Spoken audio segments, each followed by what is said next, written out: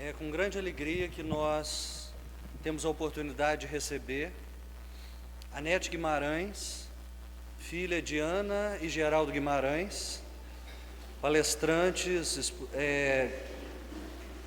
conhecidos do movimento espírita pelo trabalho sério e de anos a fio dedicados à causa espírita.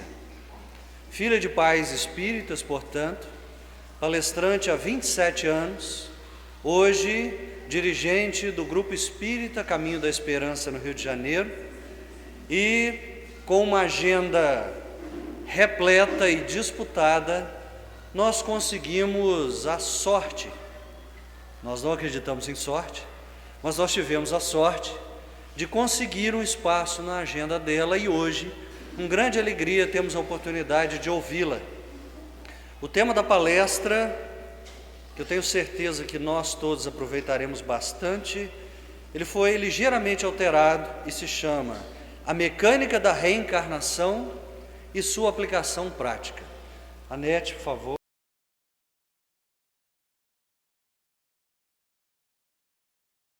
Então, uma boa noite a todos. É um prazer e uma alegria estar com vocês na noite de hoje. Eu tenho que reconsiderar que hoje eu fiz essa palestra pela manhã em outra cidade. E numa homenagem aos pais, eles escolheram justamente a música favorita do meu pai, que desencarnou, agora fazem 2 anos, e nós estávamos lembrando nele, por ser o Dia dos Pais, e ele começa a tocar a música favorita dele. Então você vê que foi muito difícil fazer a palestra.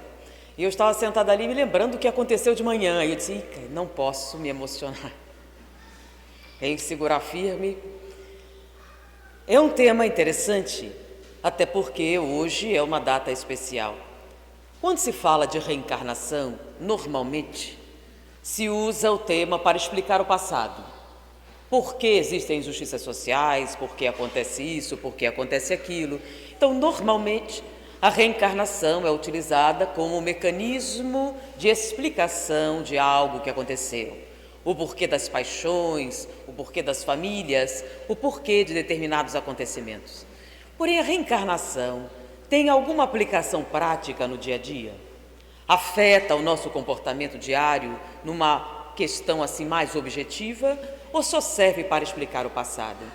Então, pensando sobre isso, nós nos referimos a uma aula de psiquiatria, em que o professor discorria a respeito de como preencher uma guia de internação. Ele explicava como reconhecer determinadas doenças e como preencher corretamente uma guia de internação. Então ele explicava os tipos de doenças e havia uma lacuna especial que a gente deveria preencher, o grau de transtorno mental. E ele dizia, por exemplo, grau 1, entendam que é uma divisão de natureza administrativa e é muito importante preenchê-la corretamente, porque o futuro dos pacientes vai depender da correção com que você faz isso. Grau 1 eram as doenças consideradas de alta gravidade. Eram transtornos mentais em que havia a possibilidade de internações periódicas. Eram pessoas que necessitavam de medicação constante e que normalmente iriam precisar de internação porque seria um perigo para si mesmo e para a sociedade. Eram as oligofrenias, hebefrenias, esquizofrenias paranoides, determinados surtos graves em que a internação era a indicação terapêutica.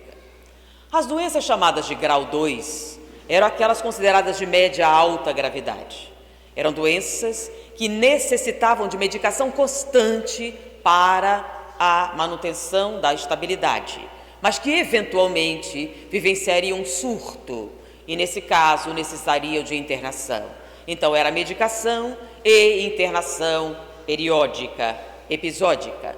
Se a medicação conseguisse estabelecer, eles poderiam apenas eventualmente sofrer uma internação.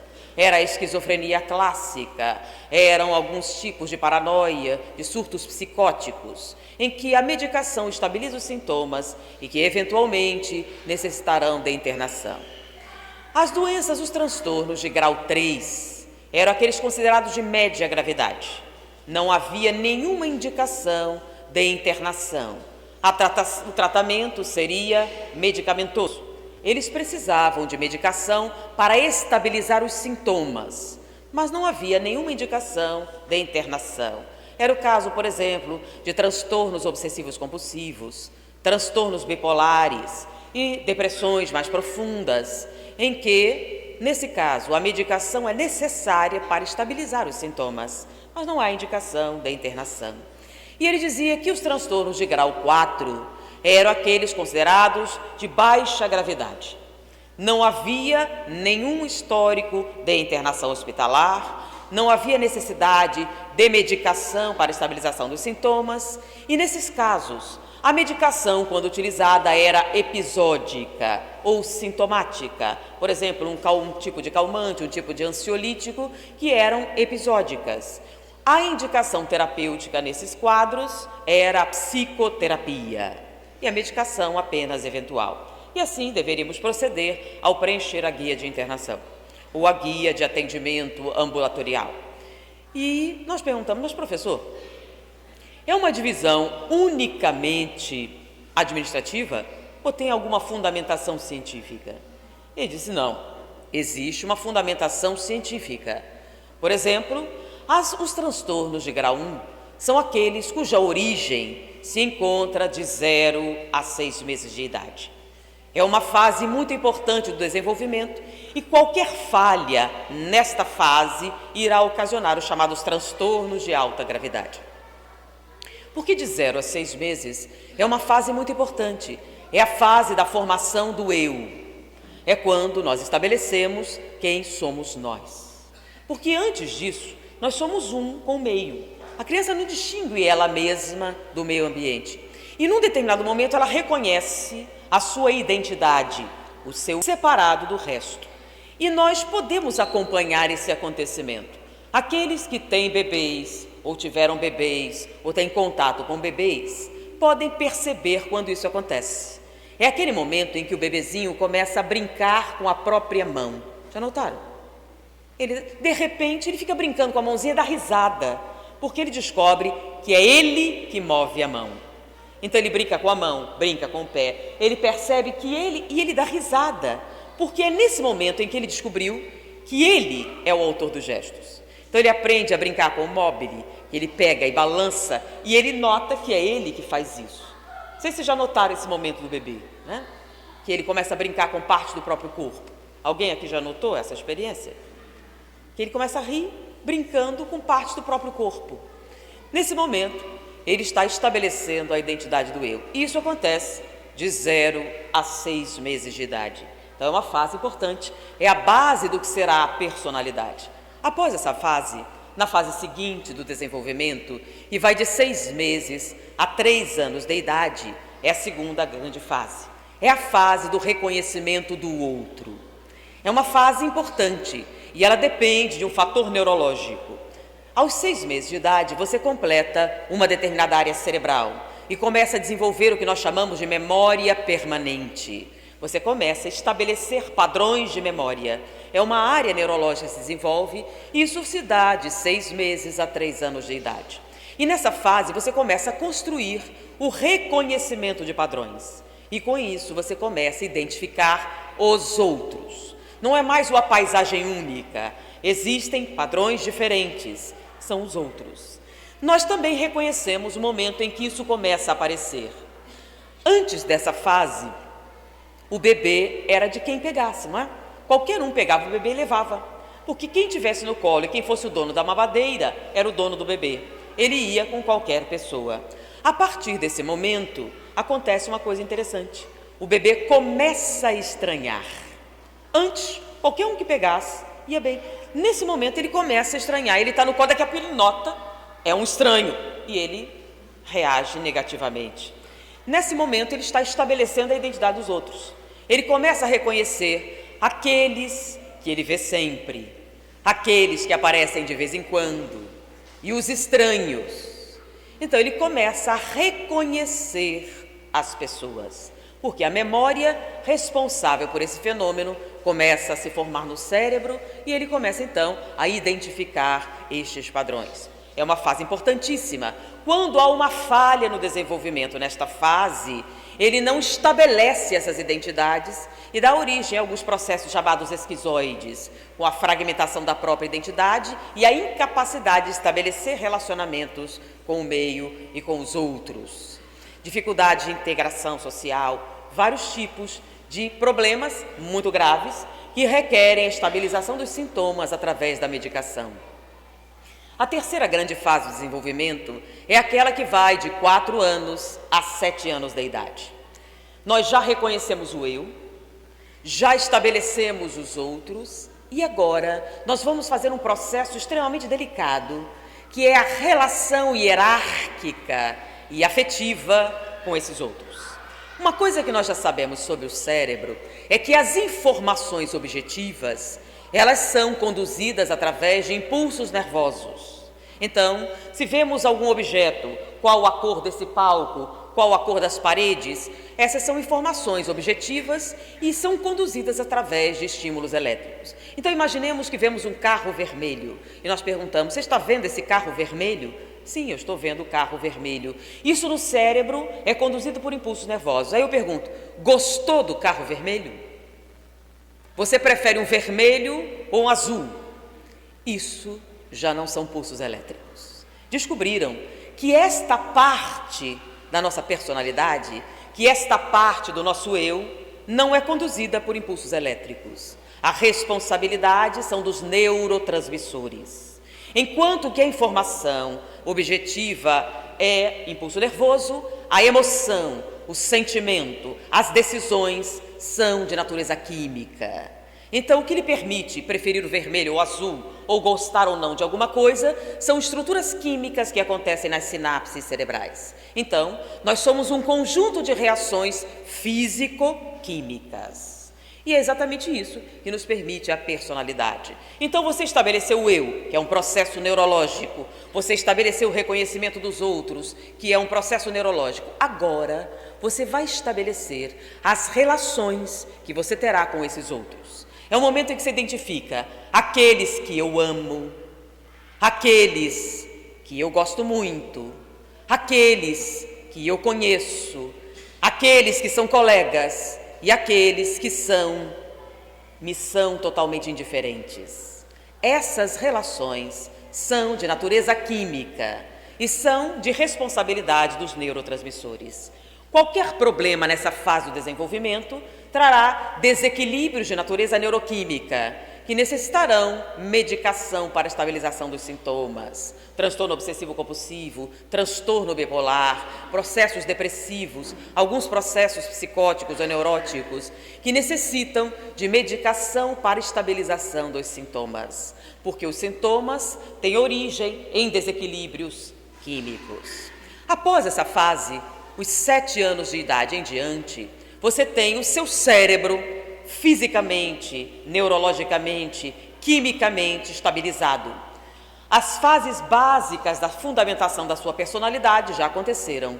E agora você vai utilizar esses recursos para se relacionar com a família e com a sociedade.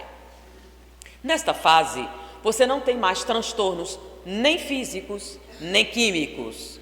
Nessa fase, os transtornos que acontecerem serão de natureza comportamental. Você não se adaptou àquele desenvolvimento social, você teve algum problema de integração, você teve problemas de relacionamento e esses problemas te levaram a um transtorno da personalidade. Porém, não será um transtorno de profundidade, será um transtorno comportamental. Por isso, nos transtornos comportamentais, não há indicação de medicação para a estabilização dos sintomas. Se você tiver algum sintoma, será dificuldades para dormir, um tipo de ansiedade, então você terá uma medicação episódica e não uma necessidade de estabilização através dos fármacos. Nesse caso, a terapia indicada é comportamental, é a psicoterapia, para você superar as dificuldades de relacionamento que você tem entre a sua personalidade e o meio em que você está inserido. Essas são, então, as fases do desenvolvimento que dão origem aos transtornos mentais, como conhecemos. Bom, e o que é que isso tem a ver com a reencarnação? A primeira coisa que nos chamou a atenção foi a coincidência das faixas etárias. 0 a 6 meses, 6 meses a 4 anos, 4 a 7 anos, 7 anos em diante. A primeira coisa que chama a atenção, 7 anos. 7 anos é uma fase importante. Antes dos 7 anos, qualquer transtorno será um transtorno estrutural. Após os 7 anos, será um transtorno comportamental. O que acontece aos 7 anos que faz essa diferença? E depois os 4 anos também aparece como uma fase importante. E nós nos lembramos de André Luiz. André Luiz, nos vários livros que ele escreveu, ele coloca uma informação muito interessante. Ele diz, num determinado momento do livro, que a reencarnação inicia-se no processo da fecundação, mas ela só termina aos 7 anos de idade fisicamente. Como é que é? Que a gente sempre falou, você reencarna na concepção. Não.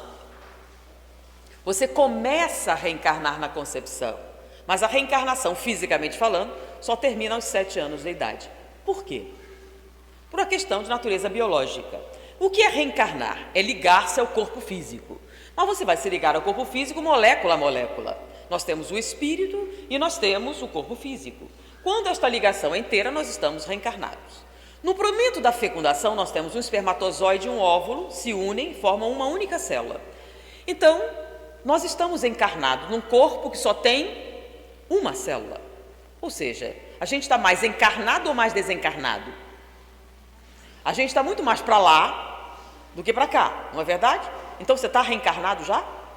Não, você está começando a reencarnar e só está ligado por uma célula. Bom, essa célula se divide em duas, de 2 em 4, uma progressão geométrica. Com uma semana, você tem algumas centenas, poucas centenas de células. Mas quantas existem no perispírito?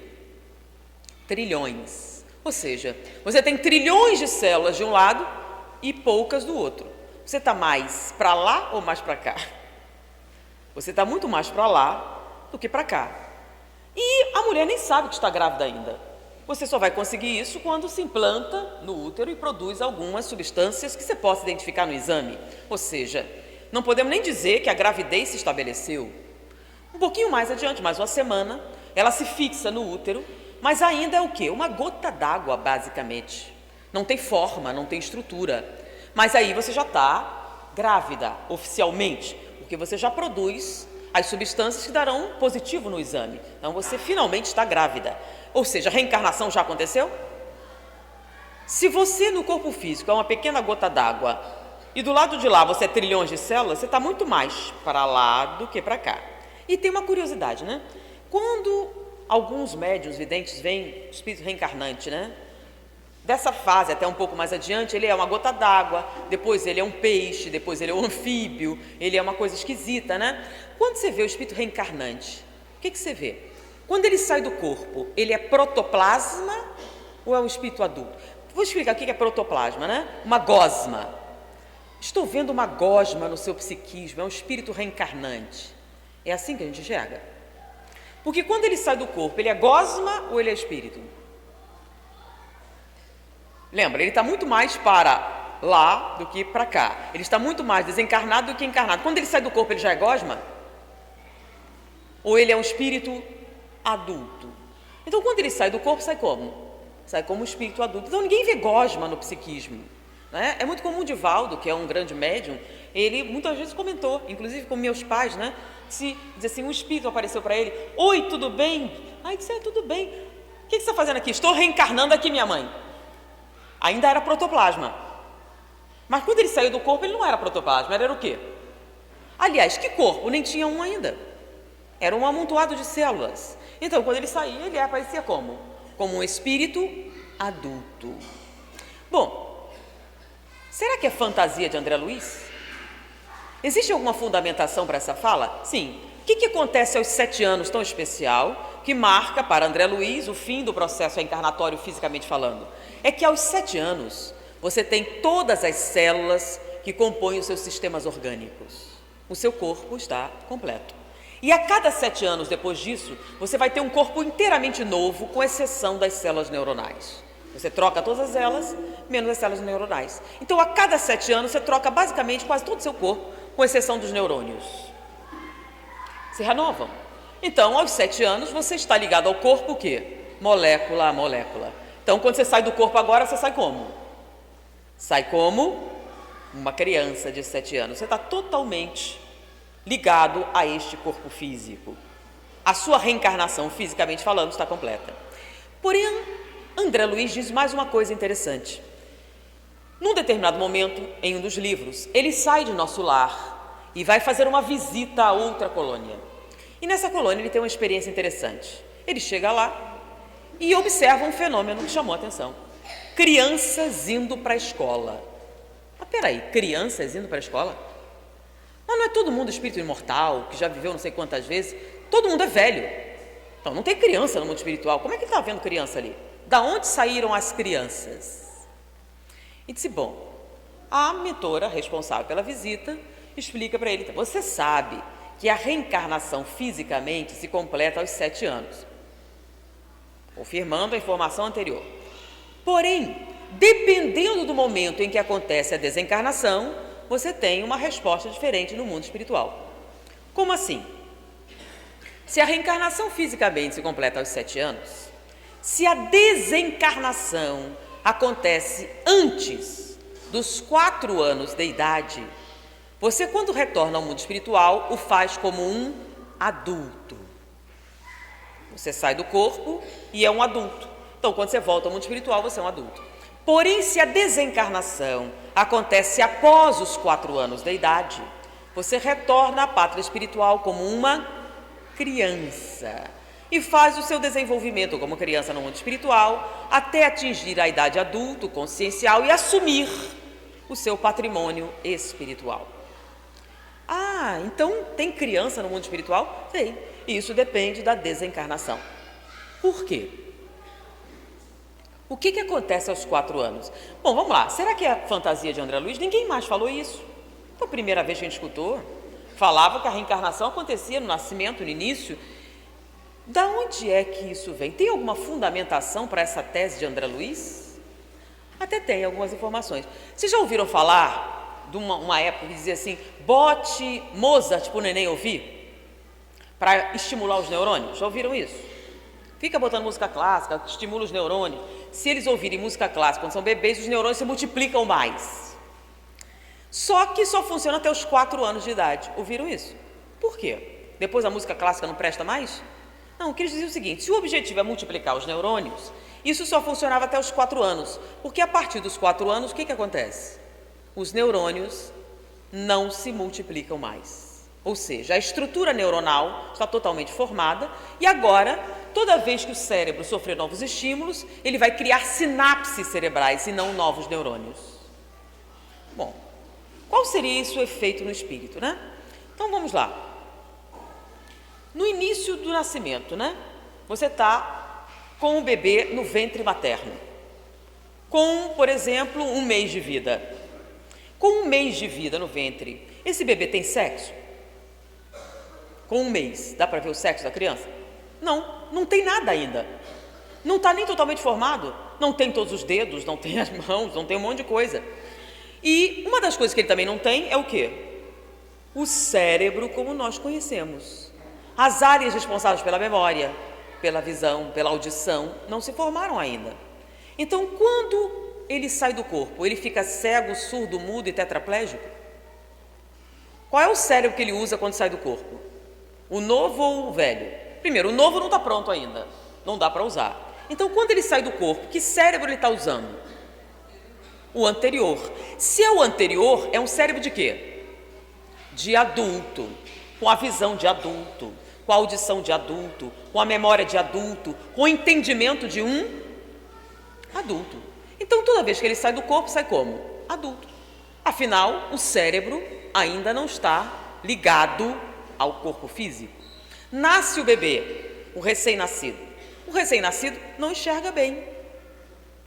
Não distingue o que ele está ouvindo. Não tem área da memória para guardar. Lembra que os 6 meses que você começa a fazer isso? Não tem. Então, quando o espírito sai do corpo, ele usa esse aqui? Ele sai como recém-nascido? Ou sai como um adulto, com cérebro de adulto, com entendimento de adulto, com as características de adulto. E até quando ele vai fazer isso? Então, à medida que a criança vai crescendo, ela vai ficar. O recém-nascido dorme quantas horas por dia? Ou melhor, quanto tempo ele fica acordado? Das 24 horas do dia, ele passa 4 acordado. E dividido, né? Mama e dorme, mama e dorme. Ou seja, ele passa a maior parte do tempo o quê? Dormindo. E esse espírito vai para onde? Para o mundo espiritual. Como bebê recém-nascido? Não, como um. Mas a partir do desenvolvimento, o bebê vai ficando cada vez mais tempo o quê? Acordado. Com 6 meses, a memória começa a se formar. As exigências aumentam. Então, o espírito começa a ser cada vez mais exigido. Mas ainda assim, quando ele sai do corpo, sai como? Adulto. Até quando? Até mais ou menos 4 anos de idade. O que aconteceu? Aos 4 anos, o cérebro está totalmente o quê? Estruturalmente formado. Ou seja, o espírito reencarnante está preso ao corpo pelo cérebro. E no momento em que ele fica preso ao corpo pelo cérebro, quando ele sai do corpo, sai como? Qual o cérebro que ele usa? O novo. O novo é um cérebro de criança, com a visão de criança, com o pensamento de criança, com a memória de criança. Então, quando ele sai do corpo, ele tem um corpo de criança. E a partir daí é o que ele fará até a sua desencarnação. Ou seja, André Luiz tem algum nexo aí? Agora tem um detalhe, quando foi que André Luiz disse isso? Na década de 30. Então, na década de 30, André Luiz disse isso. Nós estamos em 2013. Então, na época que André Luiz disse isso, não havia tomografia computadorizada, não havia ressonância magnética, não havia scanner cerebral, nada disso que a gente tem hoje para avaliar o funcionamento cerebral. Mas ele fez essa colocação. Bom, será que isso é verdade? Nunca ouvimos isso antes. Será que tem alguma outra fundamentação? Tem. Tem outras coisas que fundamentam essa tese de André Luiz. Por exemplo, um casal nos Estados Unidos da América, muito rico. E o que acontece com famílias muito ricas? Na América eles têm uma tradição, né? Quando você é muito rico, você se torna um mecenas, ou das artes ou das ciências. Então, essa família em particular se tornou patrono das ciências. E, particularmente, num hospital-escola pertencente a uma universidade. Então, a família desse casal havia doado uma grande importância de dinheiro através dos anos, tradicionalmente, a uma determinada hospital. E uma grande ala hospitalar foi construída usando esses recursos. E o filho do casal consorciou-se, era casado, tinha uma esposa, e essa esposa já tinha um filho de 5 anos, quando engravidou pela segunda vez. O problema é que, com todos os recursos médicos que ele tinha à sua disposição, a gravidez não estava indo bem. Ela teve vários problemas, e esses problemas culminaram num parto prematuro, muito prematuro. Então, nasceu uma criança prematura. O problema é o que se sabia na época sobre crianças prematuras. Uma coisa que se sabia é que as crianças prematuras não têm um sistema imunológico muito bom. Elas ainda são incompetentes. E que o pulmão ainda é frágil. Então, qual era o procedimento médico que se fazia com o bebê prematuro na época? Se o pulmão é frágil e ela está sujeita, arriscada à infecção, o que eles faziam? Colocavam o bebê numa incubadeira, dentro de uma UTI neonatal, e mantinham a criança isolada até que ela se desenvolvesse mais. E o pai viu o bebê como? Através de uma janelinha, em algumas horas do dia. E ele não tinha nenhum acesso físico. Por quê? O objetivo era proteger a criança. Porque nós temos germes que poderiam dar infecções, e como o bebê era frágil, poderia morrer. E assim se fazia na época. Não sei se quem vivenciou isso sabia que quando nascia prematuro ficava isolado e o pai e a mãe não tinham contato. Era uma UTI neonatal. Bom, esse casal nasceu o bebê estava na UTI e eles visitavam em determinados períodos. Mas o médico chegou para o pai e disse: pai, infelizmente, o seu bebê não está se desenvolvendo bem. Os batimentos cardíacos não se estabilizaram, ele está tendo problemas pulmonares, a pressão está instável. Eu sinto muito, mas esse bebê não vai passar do dia de hoje. Disse a informação, ele teve choque. E tinha que contar à esposa. Ele foi para casa, a esposa estava com um filho mais velho, de 5 anos. Pediu para ela em particular e contou: meu bem, o bebê, nossa filha, não vai resistir. Ela vai morrer hoje, segundo os médicos. Ela começou a chorar e nisso o filho entrou e perguntou o que estava acontecendo. Eles olharam para o outro e resolveram contar. E contaram então: então a minha irmãzinha vai morrer? Sinto muito, mas ela nasceu fraquinha, mas eu não conheço minha irmã ainda e ela vai morrer. Eu quero conhecer a minha irmã e me despedir dela antes dela morrer. Os pais olharam: e agora? Ela virou: eu acho justo, ele participou de tudo, eu acho justo que ele conheça a irmã, ele nunca viu, conheça a irmã e se despeça. Mas minha filha, eles não disseram que ela vai morrer? Que diferença faz? A infecção, ela não vai morrer mesmo? Não faz diferença, eu quero que ele se despeça da irmã. Bom, como eles eram os principais patronos do hospital, a direção do hospital aquece. Primeiro eles falaram assim: mas vocês não disseram que ela vai morrer? Eles aqueceram, era pela manhã, eles foram ao hospital e tiveram a UTI franqueada. Primeiro aquele choque, dos germes, mas o bebê ia morrer mesmo, era o único ali. Entraram e a criança se aproximou da incubadeira, pôs as mãos e disse: oi, raio de sol, e começou a cantar uma canção. A canção que ele cantava para o bebê na barriga da mãe. Uma canção que a mãe ensinou e que ele cantava para a irmãzinha dele. Mas no momento em que ele disse oi, raio de sol, e começou a cantar, o bebê, os batimentos cardíacos do bebê subiram. Se estabilizaram, ficaram mais fortes, o bebê reagiu. Ao ouvir a voz, reagiu, a pressão subiu, os batimentos estabilizaram, os médicos vieram e disseram: voltem ao meio-dia. Eles saíram, ao meio-dia eles voltaram. No que o menino entrou e disse: oi, raio de sol, voltei, e começou a cantar, o batimento do bebê subiu. E o bebê reagia toda vez que o menino entrava e falava com ela, ela reagia. Aí os médicos: voltem à noite. E eles voltaram. Eu não preciso dizer que eles acamparam ali no hospital e passaram a visitar o bebê diariamente, vários horários do dia.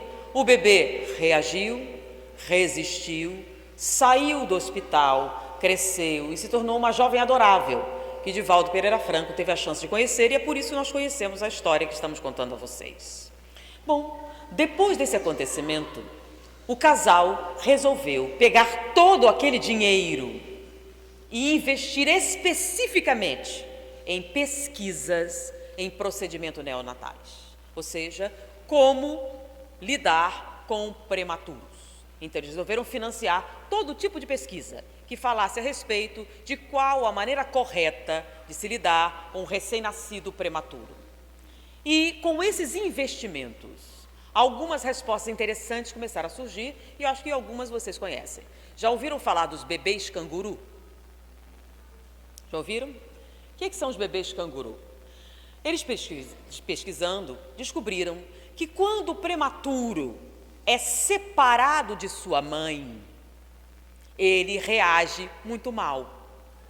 Mas que se você mantiver o bebê em contato com a mãe, com a pele da mãe, contato físico com a mãe, o custo-benefício, ou seja, o risco de infecção é menos significativo do que as respostas que o bebê tem.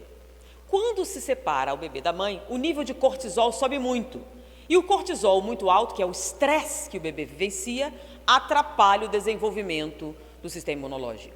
Mas quando você mantém o bebê em contato com a mãe, a sua imunidade cresce mais rapidamente, porque o nível de estresse é muito menor. Quimicamente foi testado.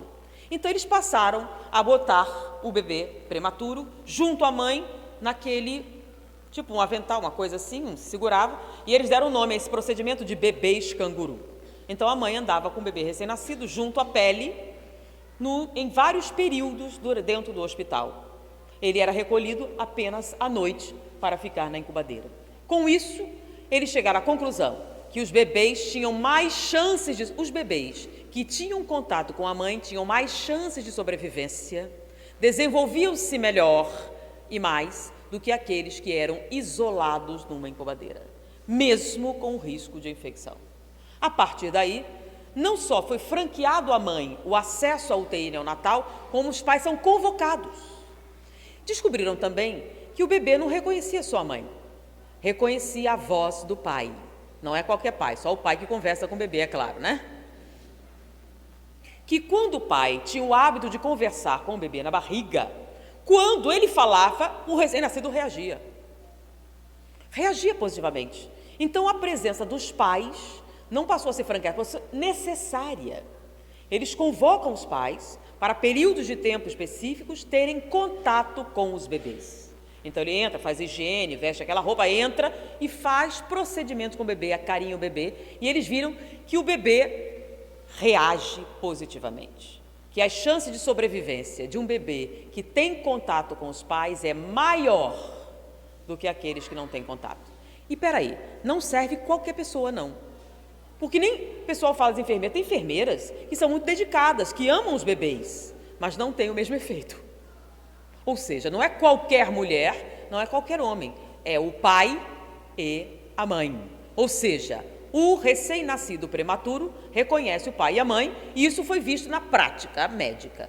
Espera um problema, só tem um problema. A biologia não concorda com isso. Como assim não concorda com isso? Olha o que a biologia diz, olha só.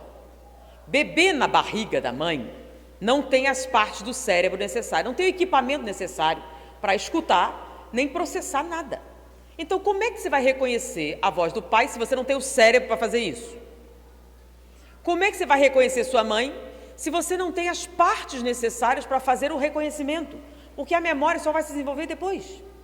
Então, para a biologia, recém-nascido não pode lembrar nada, porque a área do cérebro para lembrar não existe ainda.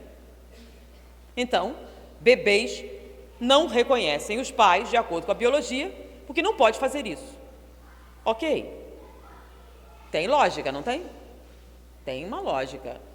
Mas o fato é que reconhece. Mesmo sabendo que não tem as partes necessárias, mas o fato é que na prática, o que se comprovou? Bebê não só reconhece, mas reconhece especificamente sua mãe e seu pai. E em alguns casos até os avós provocam essa reação. Ou seja, a medicina provou na prática que existe essa relação entre os pais e os filhos, mesmo que a biologia demonstre que essa relação é virtualmente impossível. Então, da briga entre a biologia e a medicina, quem é que ganha? Nós, os espíritas, né? Porque esse reconhecimento vem de onde? Se você não tem o cérebro físico para reconhecer, qual é o cérebro que reconhece? O cérebro espiritual. Porque quando você sai do corpo, você é um adulto, com a memória de um adulto, com o entendimento de um adulto, o reconhecimento de um adulto, e um adulto sabe exatamente quem é seu pai e quem é sua mãe, não é verdade? Então, essa informação, quando ele volta ao corpo, ele imprime instintivamente, de maneira que o bebê recém-nascido, na prática visualmente, reconhece seu pai e sua mãe, mesmo sem o equipamento necessário. E aqueles que já tiveram experiência com os bebês sabem disso. Enfermeiras que trabalham em UTI neonatal sabem que os bebês reagem à presença dos familiares. É um fato. Quem já fez a experiência de conversar com o bebê na barriga e ele se acalmar? Quem já fez? Levanta o braço, quem já teve essa experiência. Conversar e o bebê acalma. Não é só isso. Depois de nascido, você conversa, ele estava chorando, sofrendo, começa a conversar e ele acalma, escuta a sua... Espera aí, a biologia diz que não pode. Bebê não reconhece nada. Mas o que a prática acaba nos mostrando? Que, mesmo que a biologia não reconheça, a prática diz que acontece. Então, da briga dos dois, no momento em que eles param para pensar sobre isso, qual é a única explicação plausível? Existe uma inteligência fora da matéria que tem alguma responsabilidade em alguma das nossas reações. Mas não é só isso. A gente viu que André Luiz não estava fantasiando tanto. Vamos lá, tem mais alguma fundamentação? Tem. Após essa experiência, uma outra coisa interessante foi descoberta na ciência. Por exemplo, vocês já ouviram falar de teste de QI, né? Coeficiente de inteligência. Quando esses testes apareceram, foi uma coqueluche. Todo mundo queria saber do teste de QI, queria fazer teste de QI, e eles passaram a aplicar teste de QI à torta direito. Mal a criança começava a falar, aplicavam um teste de QI. Bom, que aconteceu? Eles aplicavam o teste e ia começar a aparecer crianças geniais, né? Com coeficiente de inteligência altíssimo. E, bom, se você descobre que seu filho de 2 anos e meio tem um QI alto, o que acontece? Você começa a esperar, né? Com esse QI tem que ser um gênio. Então, quando eles começaram a fazer os testes, as crianças, depois de algum tempo, começaram a ter alguns problemas. Porque apareceram muitos testes falsos positivos. E quando você tem um teste desse, um falso positivo, você começa a ter sobre a criança uma expectativa muito grande. E uma pressão emocional sobre a criança. Cadê o gênio? Fala alguma coisa inteligente. Vai, meu filho, vai. E você tem uma criança normal, com aquela expectativa muito grande, elas começaram a ter problemas emocionais. E eles viram que quanto mais jovem você fazia o teste na criança, maior a probabilidade de um falso positivo. Então, você fazia um teste com ela 2 anos e meio, dava QI de gênio. Quando ela fazia 5 anos, era normal. Com isso, eles descobriram que QIs mudam. Como assim mudam? Se você fizer o teste muito cedo, a probabilidade de falso positivo é exponencial com referência à idade. Ou seja, quanto mais velha a criança, menor a possibilidade de um falso positivo. A partir desse reconhecimento, eles só passaram a aplicar teste de QI após os 6, 7 anos de idade. Então, depois dos 7 anos, ela está estabilizada, você faz o teste de QI, aí você vai ter um resultado compatível com aquela criança. Mas se você faz antes disso, ou muito antes disso, a chance de falso positivo é grande. Mas peraí, o que é teste de QI? Você aplica vários testes cognitivos, de entendimento, de reconhecimento e calcula a resposta com base na idade da criança. Quanto mais nova e melhores as respostas, mais alto o QI. Ok. Por que dá falso positivo?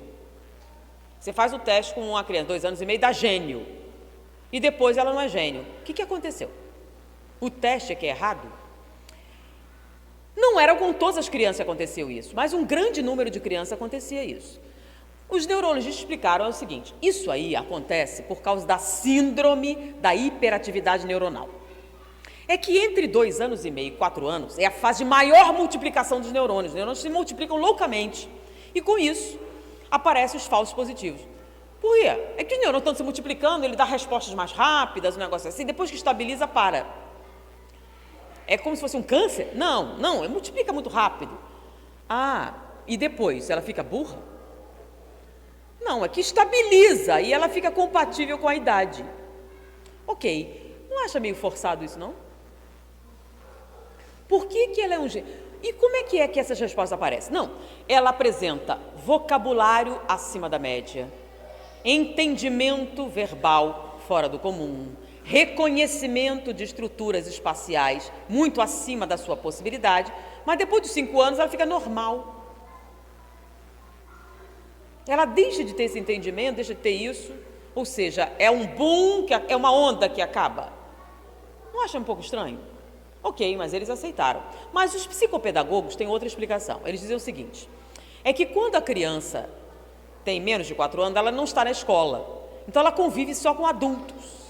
E por imitação, ela começa a copiar o comportamento adulto, o vocabulário. E com isso, quando ela vai fazer o teste, dá acima da média. Mas peraí, se ela está imitando, ela está fazendo como um papagaio, né? Se eu fizer um teste de QI no papagaio, vai dar alto? Aí diz que depois que vai para a escola, começa a conviver com criancinhas, né? E fica numa estrutura normal. Quer dizer que ir para a escola é uma coisa ruim, né? Se manter ela só com o adulto, ela vai ser gênio. Se separar, vai ficar o quê? Vocês não acham que essa é uma explicação meio estranha?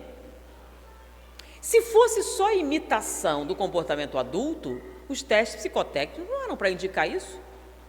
Porque se a gente fizer um teste no papagaio, não vai dar gênio. Porque o papagaio só repete coisas aprendidas. Ele não usa essas coisas em contextos autônomos.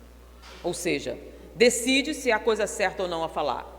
Então, você nota algumas criancinhas de 2 anos e meio, cheias de opinião, né? Não, eu não gosto desse tipo de coisa, eu gosto de tal coisa, e toma decisões, eu quero determinada roupa, eu quero determinada coisa. E ela tem toda uma personalidade, né? Aí você vem de onde? E depois ela fica normal. que aconteceu? Eu achei que a explicação é um pouco forçada. Eu acho que a tese de André Luiz explica melhor, não é não? Pensa bem, antes dos 4 anos de idade, quando você sai do corpo, você é um adulto, com as lembranças de adulto, com o entendimento de adulto. E quando você volta ao corpo, você traz o quê? Toda aquela impressão física. E, naquele momento, ele vai fazer o quê? Assimilar alguns comportamentos que são Após os 4 anos de idade, quando ele já assumiu a forma infantil, o cérebro que está ali é um cérebro de criança, com entendimento de criança, com memória de criança, com vocabulário de criança. Então, quando ele sai do corpo, ele é uma criança. Então, todo o seu desenvolvimento vai ser o quê? Infantil.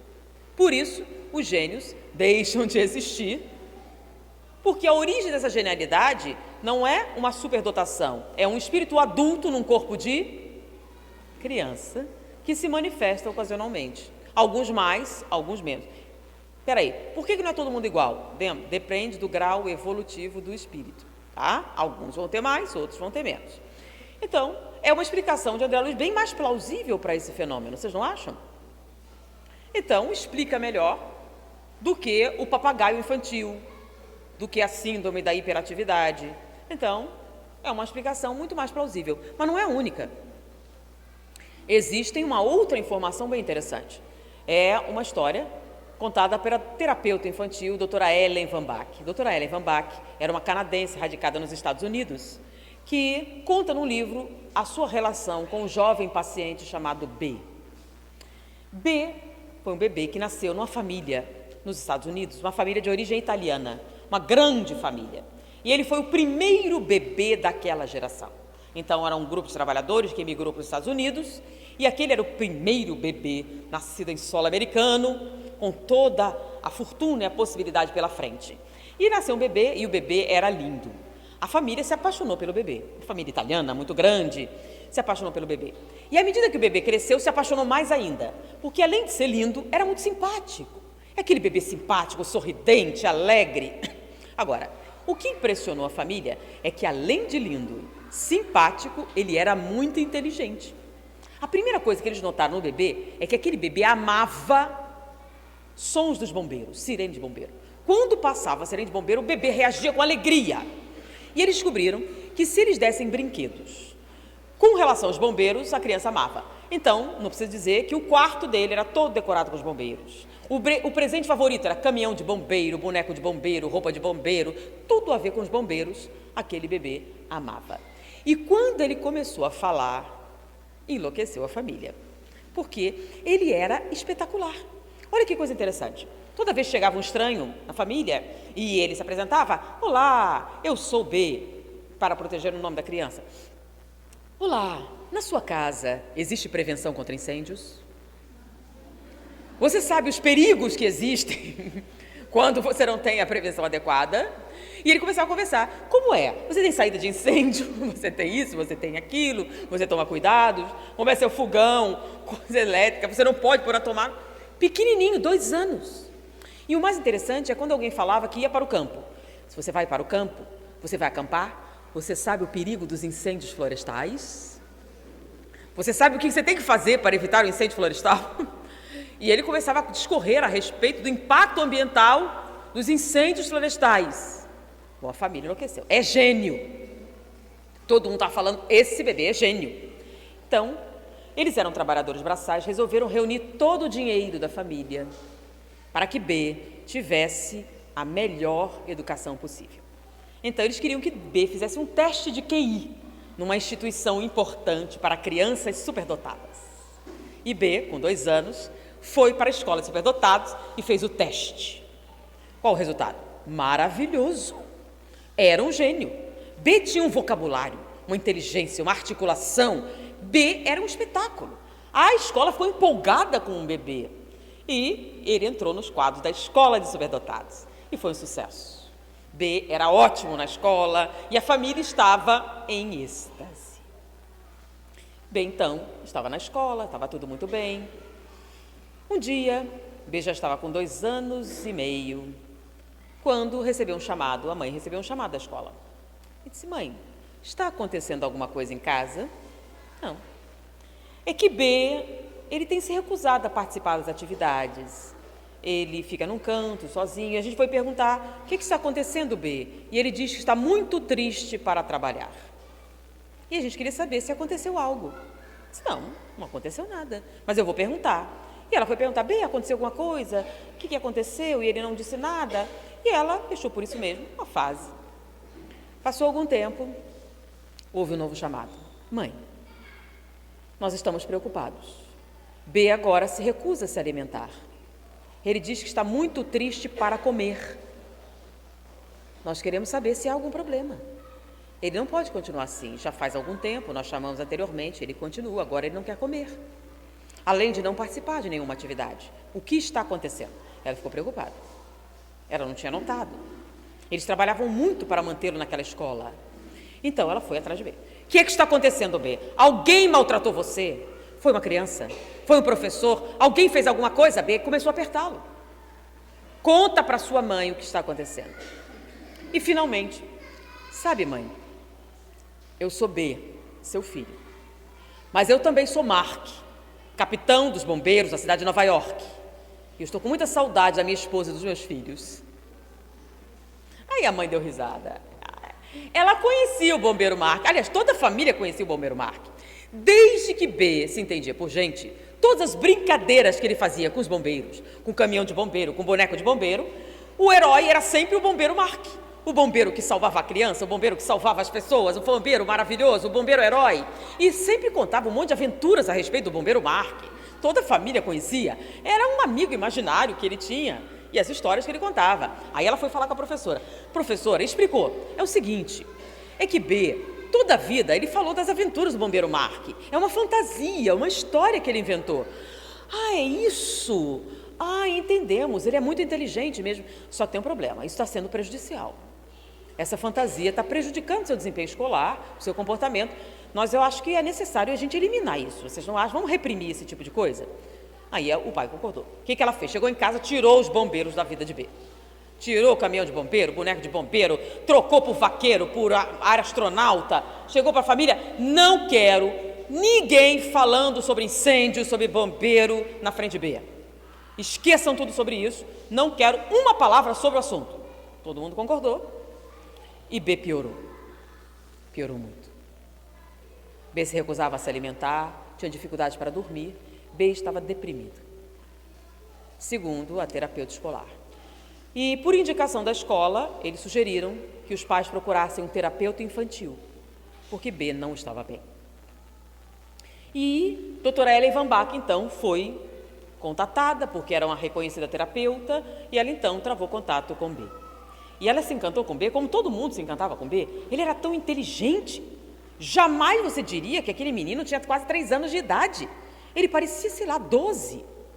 Ele conversava, ele articulava, ele pensava. Era um gênio. Doutora Ellen concordou perfeitamente com aquele diagnóstico, mas ela achou que ele estava num quadro depressivo. E se ele não melhorasse, ela teria que lhe dar uma medicação antidepressiva. Mas ele era tão jovem, um bebê ainda. O que medicações daquele porte poderiam fazer num cérebro infantil tão brilhante? Ela estava assim, sensibilizada, ela não conseguia se decidir por começar a medicação. Então ela resolveu tentar uma última coisa. Chamou a família e disse, olha, B é tão inteligente, eu gostaria de fazer uma última tentativa antes de iniciar uma medicação. Uma medicação, vocês sabem, não há medicação sem efeito colateral. E ele é tão jovem. Eu gostaria de tentar um choque de realidade em B, vocês concordam? E o que seria isso? Eu vou confrontá-lo com as suas fantasias. Ele é inteligente, ele raciocina. Eu acho que ele é bem capaz de lidar com isso. Eu vou confrontá-lo com as suas fantasias e ele vai entender que ele não é o bombeiro Mark. Vocês concordam? Vocês concordam. Então, em vez de eliminar, ela começou a conversar com B sobre os bombeiros. Então, B, eu ouvi falar do bombeiro Mark. O que é que você tem a me dizer sobre o bombeiro Mark? Primeiro ele ficou quieto. Disse, conte para mim, né? Quem é o bombeiro Mark? O bombeiro Mark é capitão dos bombeiros da cidade de Nova York. É mesmo, ele é capitão. E o que é um capitão? Aí ele falou sobre a hierarquia dos bombeiros. E o capitão Mark, então, dirige... Sim, ele é o responsável. E o que mais? Você disse que ele é casado? Sim, ele é casado. Qual é o nome da esposa?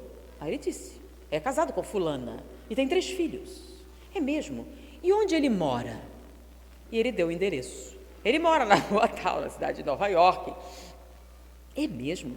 E em que quartel o bombeiro Mark é capitão? E ele disse, ele é capitão da brigada tal. É mesmo? E que mais você tem sobre... Não, o bombeiro Mark entrou na polícia assim, e se tornou bombeiro assim, participou da... E ela começou, deu o endereço, o nome da esposa, o nome dos filhos, e deu o número do seguro social do bombeiro Mark. Doutora Ellen ficou impressionada. Aquelas fantasias eram tão minuciosas que raiavam a psicose. Parecia um delírio. Ela ficou muito impressionada e muito preocupada. E ela resolveu, então, pesquisar aqueles dados. E ficou muito zangada. Muito zangada. Aquela criança não estava psicótica. Aquela criança estava sofrendo abuso. Porque quando ela foi pesquisar, descobriu que o bombeiro Mark realmente existia. Que o capitão dos bombeiros Mark de Nova York existiu. Morreu 10 anos antes do nascimento de B. Era casado com aquela pessoa e teve 3 filhos. E ela entendeu que algum adulto malévolo estava alimentando as fantasias daquela criança com aquilo. Parênteses, naquela época não tinha Google, tá? Então não tinha jeito daquele menino ter acesso àquilo, a não ser que alguém fizesse isso. Então a doutora Ellen decidiu que alguém estava abusando da criança. Chamou a família e falou, olha só, isso aqui não é real. A criança está muito doente, mas tem um adulto responsável por isso. E explicou tudo o que aconteceu. Mas não é possível, quem poderia ter feito isso? Eles pesquisaram, não chegaram à conclusão, mas não importa, não importa. Nós vamos continuar, vamos fazer o choque de realidade em B. Vocês concordaram? Concordaram. Então, ela ligou e entrou em contato com a viúva do bombeiro Mark. Ela ia provar para B que ele não era o bombeiro Mark. Entrou em contato com a viúva e conversou com ela, explicou o acontecimento, o jovem paciente, muito brilhante, muito inteligente, que criou aquela fantasia de que ele era o bombeiro Mark e aquilo estava atrapalhando a vida dele. A viúva ficou sensibilizada. Meu marido, Mark, sim, a senhora poderia colaborar conosco? Nós queremos despertá-lo.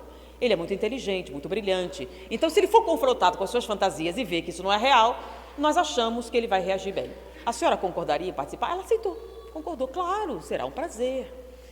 Então, eles marcaram, num dia aprazado, a viúva estava presente no consultório para confrontar B.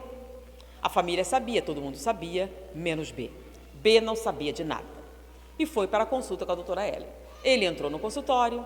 Olá, doutora Ellen. E quando ele se virou, fulana, sou eu, seu marido Mark. E começou a conversar com ela. Perguntou das crianças, perguntou dos amigos, dos familiares, detalhes da vida dos dois. Foi conversando.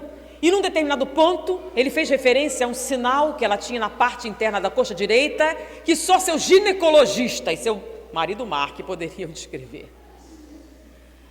Quando terminou a conversa, a mulher vira para a doutora Ellen.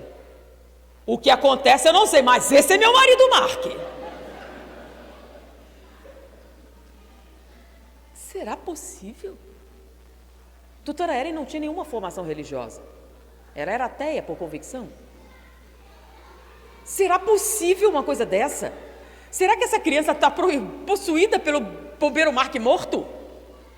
O que pode explicar uma coisa assim? Ele reconheceu a mulher. Ninguém sabia quem era. Os detalhes. A esposa o reconheceu. Qual seria a explicação de uma coisa dessa? Ela ficou chocada. E B melhorou bastante, saiu do quadro depressivo, ficou alegre, começou a participar. Mas ela não se conformava. E ela resolveu entrar em contato com outras pessoas e começou a pesquisar o fenômeno. E ela então tomou contato com a hipótese da reencarnação, através do Dr. Ian Stevenson, Rabindranath Banerjee e outros pesquisadores, Morris Nesserton. Será reencarnação? Mas mesmo assim, aquele quadro... Então ela começou a pesquisar se havia um quadro semelhante em algum lugar. E ela descobriu um terapeuta, um nova-iorquino, que havia descrito um caso de uma psicose infantil, muito semelhante àquela de B. E ela entrou em contato com ele.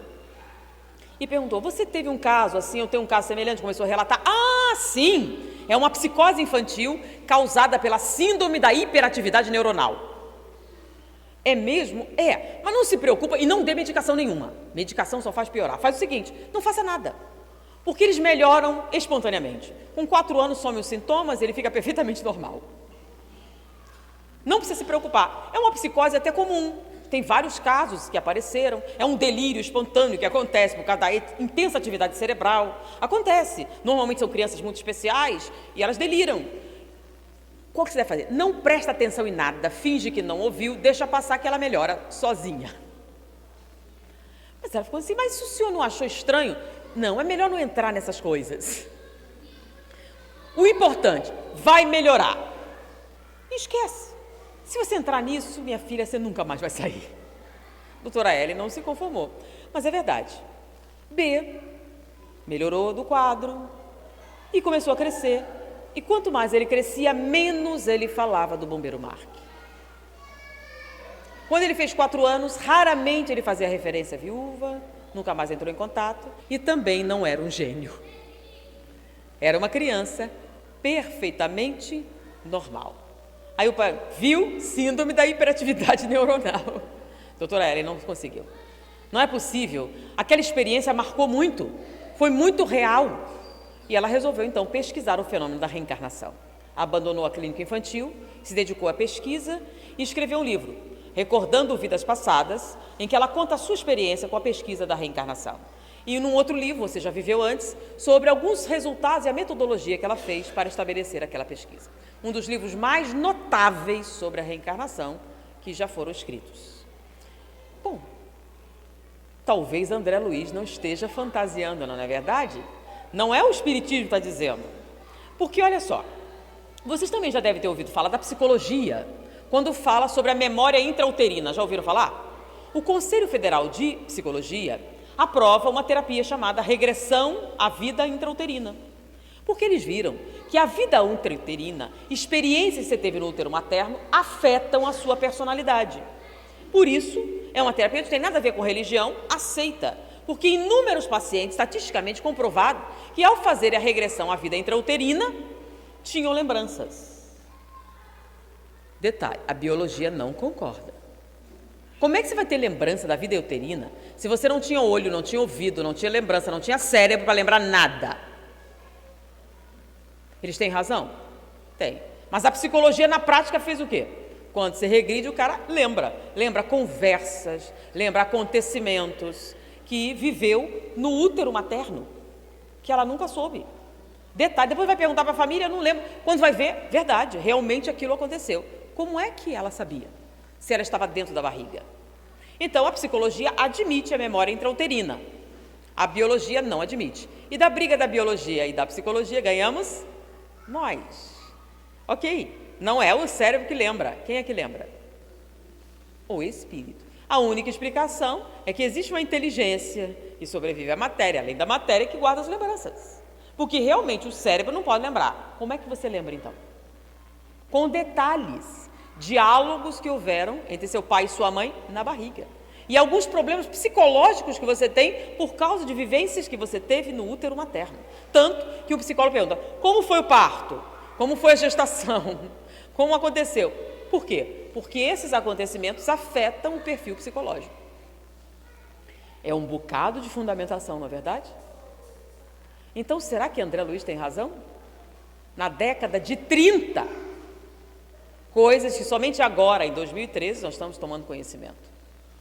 Então, a mecânica da reencarnação afeta a nossa vida prática? De que maneira? Vamos pensar num divórcio litigioso. O que é um divórcio litigioso? Brigas de parte a parte, não é não? E uma das coisas, briga por patrimônio, briga por dinheiro, briga pela guarda. E uma das coisas que os juízes de vara de família já sabem é quanta coisa as crianças falam na frente do juiz, né? E os pais também descobrem. Se falar certas coisas na frente da criança, ela vai chegar no juiz e vai repetir tudo. Minha mãe disse tal coisa, meu pai disse aquilo lá e o outro. E por conta disso, muitos pais não falam nada na frente das crianças para não traumatizar. Não, é para não ter testemunha. Porque se disser, ela repete, né? Mas eles não têm pejo nenhum em falar certas coisas na frente dos bebês, né? Que bebê não lembra, né? Bebê não é testemunha, Pepe não vai repetir nada, então não tem problema. Então, o que acontece se você chegar para o seu filho de 5 anos e disser: eu odeio você, você é um peso para mim? Mamãe está nervosa hoje. Ele vai entender exatamente a dimensão, o significado disso? Não. Mas se você disser isso para o seu bebê de 3 meses: eu odeio você, você é um peso para mim, é o mesmo efeito? Uma criança de 5 anos tem um cérebro de 5 anos, tem uma memória de 5 anos, tem um entendimento de 5 anos. Mas um bebê de 3 meses tem um cérebro de adulto, com entendimento de adulto, com a emoção de adulto e com a reação de um adulto. Só que tem um problema.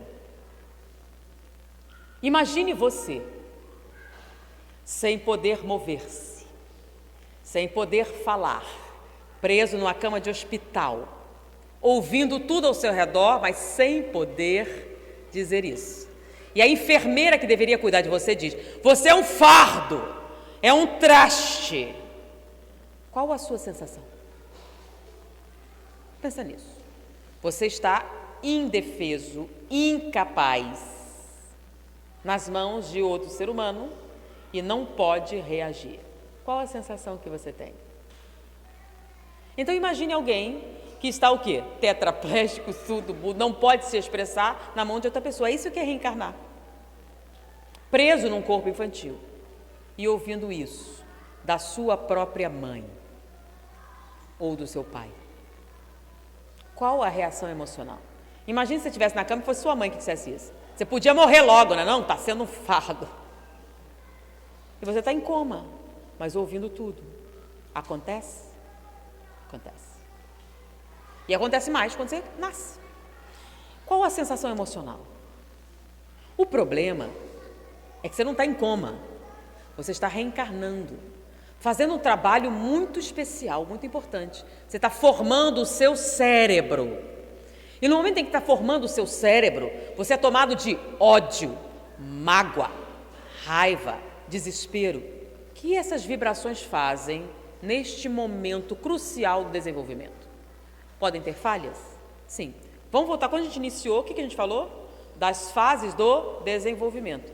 Se você tiver um problema de 0 a 6 meses, dará origem aos transtornos de alta gravidade, de 6 a 4.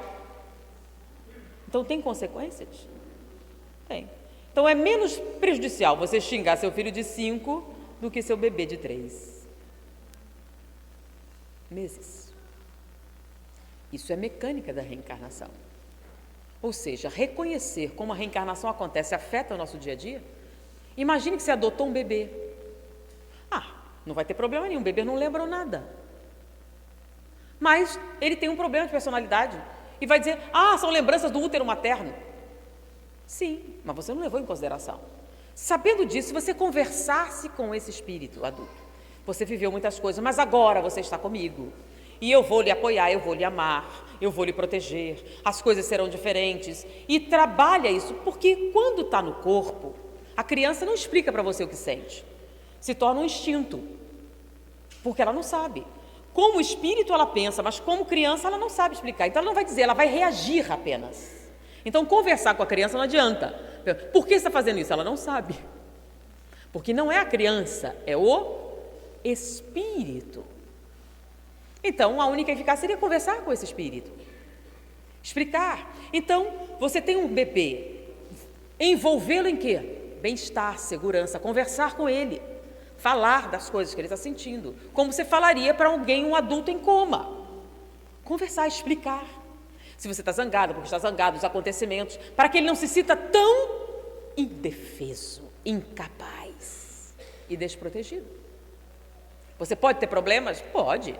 Mas trate esse ser que está chegando com o cuidado e atenção que ele merece. Porque ele está vivendo um momento de grande sofrimento. Para nós é muita alegria. Para eles, a gente fala muito em morrer. Nascer é pior. Quando você morre, você se liberta. Quando você nasce, você fica o quê? Aprisionado. E é pior quando você é consciente. Muitos são. Então imagine o que é viver isso, esse momento. Então, o horror de você estar em coma, ouvindo tudo ao seu redor e não poder se relacionar. É mais ou menos a mesma coisa. Você está dizendo, então, que o pai e a mãe são os responsáveis? Em parte. Vamos lá. O que é que Freud diz? Que a mãe tem uma grande responsabilidade pelo conteúdo psicológico de um adulto, é ou não é? Nós somos espíritas, né? Se nós somos espíritas e acreditamos na reencarnação, cada um tem a mãe que merece. Então, nós somos copartícipes do processo. Mas imagine que você recebe alguém com a grande probabilidade de um transtorno mental grave. Mas você cerca aquele ser reencarnante de segurança, de bem-estar, num clima otimista, de apoio. Se ele conseguir passar pelos primeiros 6 meses, não vai ter um estado grave, vai ser menos grave. Então, o que poderia ser um problema muito sério se transforma apenas num transtorno da personalidade.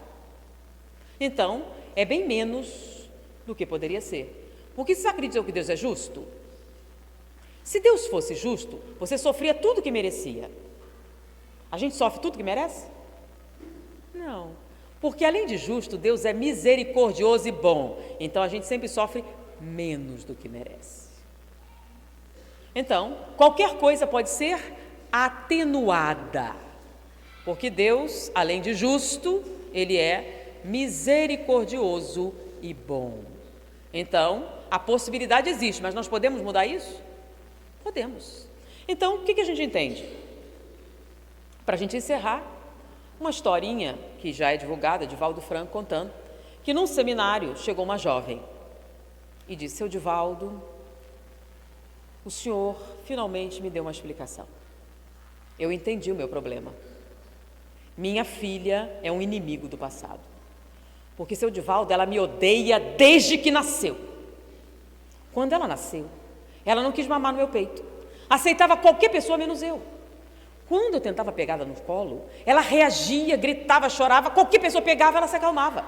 Mas se eu tentasse pegar, ela reagia violentamente contra mim. Ela tem 3 anos, seu Divaldo.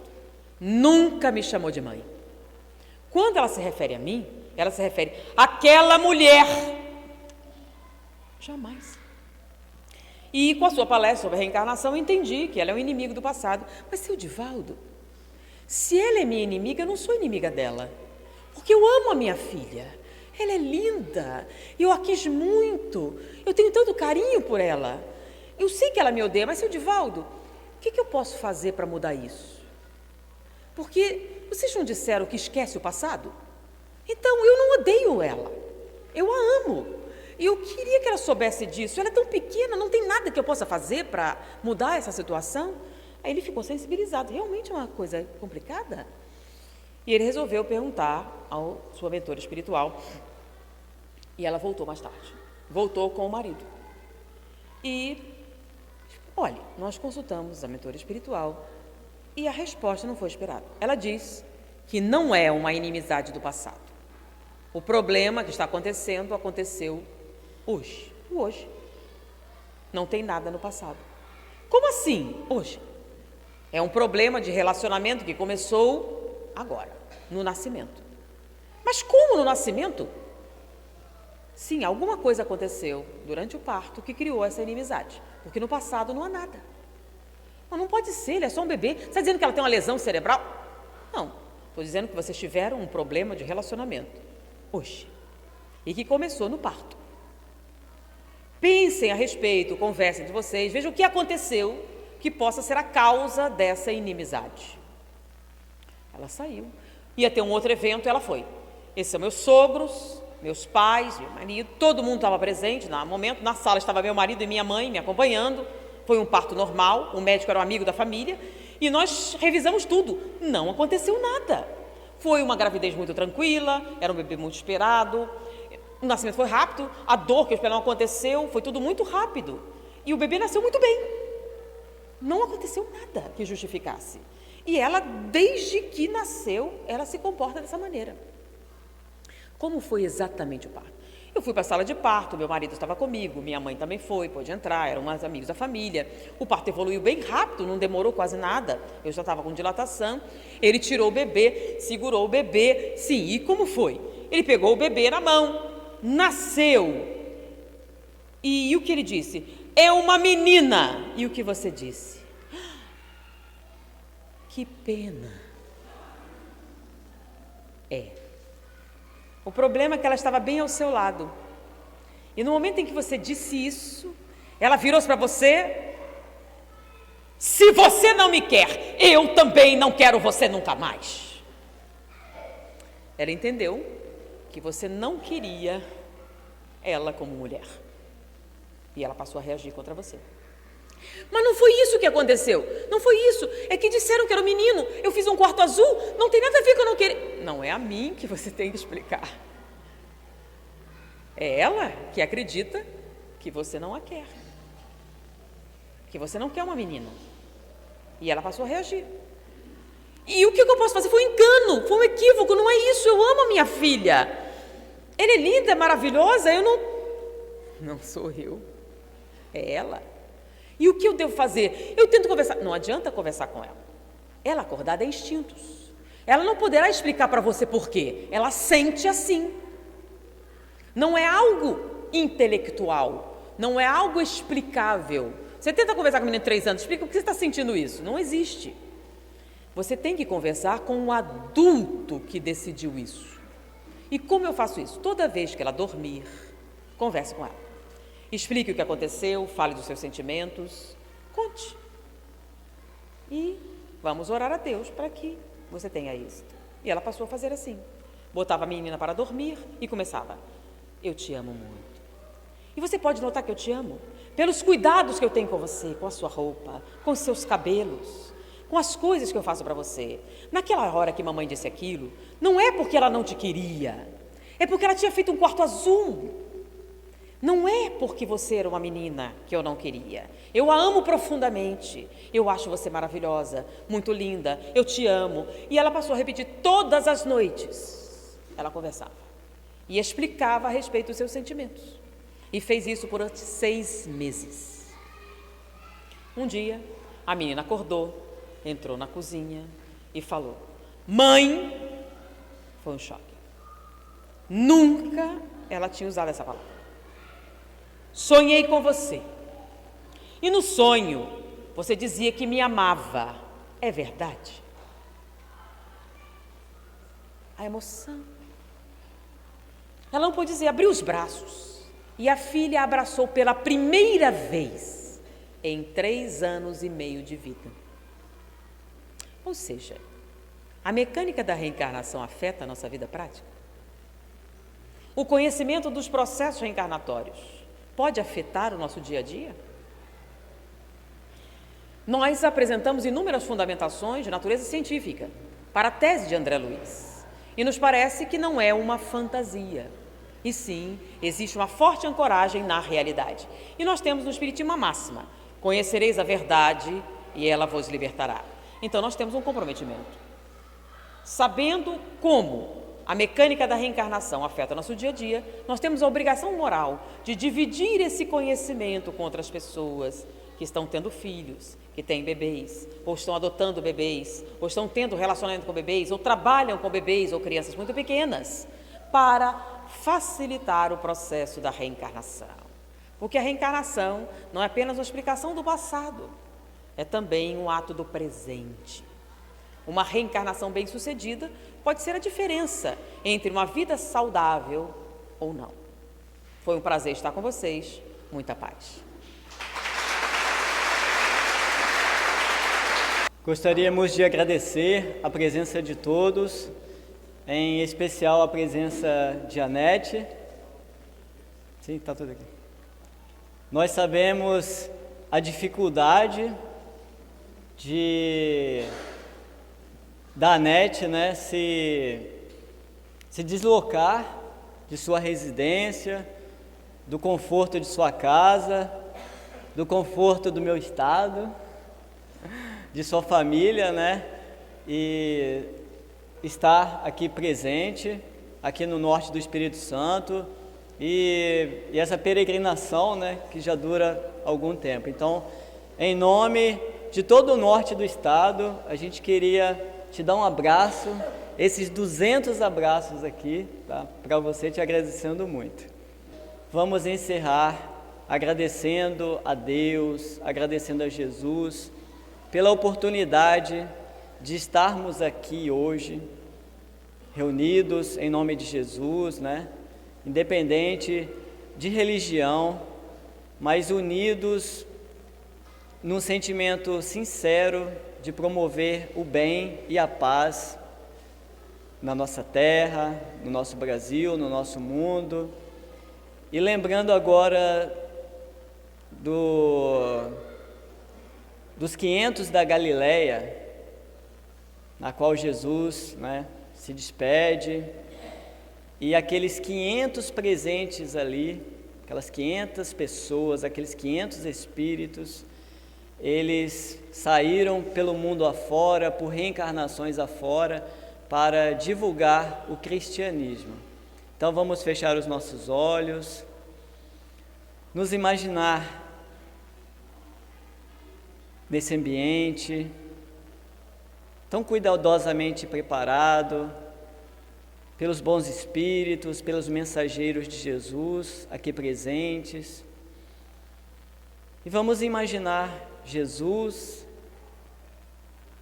nos iluminando, guiando em nosso caminho de elevação espiritual, de melhora, e agradecidos por todas as bênçãos que recebemos diariamente, em especial pela noite de hoje, que possamos, ó Jesus, como aqueles 500 da Galileia, hoje aqui em número de 200, sair dispostos pelo mundo afora, a levar a Tua palavra, Jesus, a todos os que sofrem, a todos aqueles que buscam conhecimento, buscam respostas, buscam alívio para suas dores.